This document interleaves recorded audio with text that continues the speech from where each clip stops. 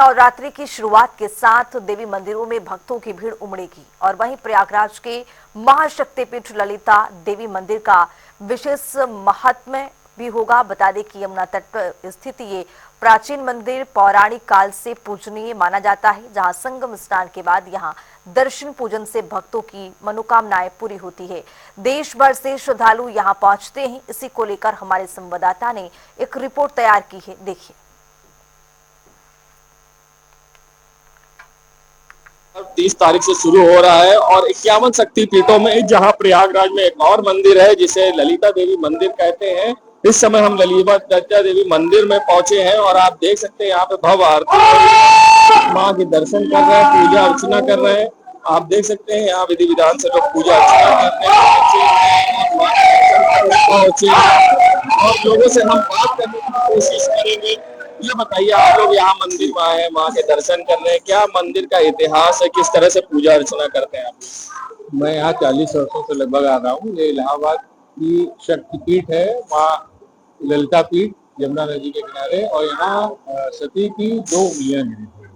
बहुत से स्थान है, यहाँ आपको कुछ बताने की जरूरत नहीं। आपको क्या चाहिए, बस नियमित आप माँ के शरण में रहिए, आपके सारे काम माँ निर्विघ्न रूप से पूरा करते हैं। ये भी कहा जाता है लक्षाग्रह के समय यहाँ पांडव आए थे, माँ की पूजा अर्चना की थी, क्या कुछ खास था?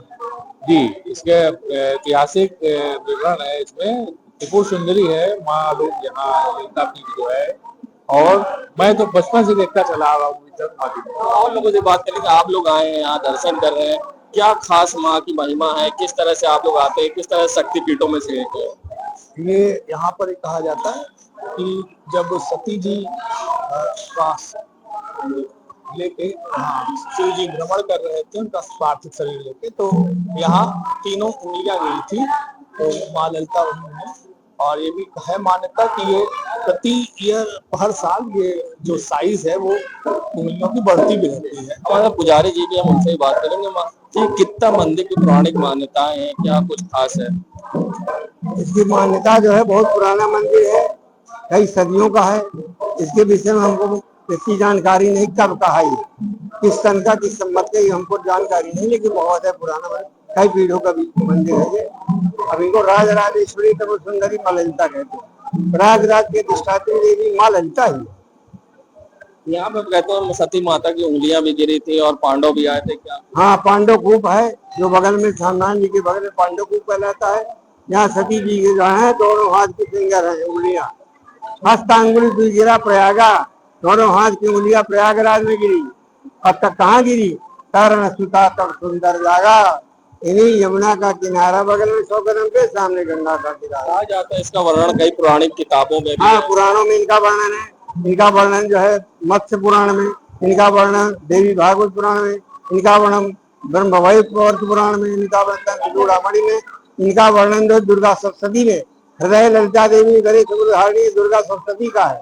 और आज गुरु शंकराचार्य से शुरू वाले, उन्होंने अपने सौंदर्य लहरी एक पुस्तक लिखा है। उस पुस्तक में इनको राज राजेश्वरी त्रिपुर सुंदरी की उपाधि दिया। एक आखिरी सवाल, नवरात आ रहा है, किस तरह से माँ की आरती होगी, किस तरह से श्रृंगार होगा, क्या? जिस तरह से मैंने चल रहा है वो कार्यक्रम चलता आ रहा है पुराने समय से, उसी तरह कार्यक्रम चलेगा।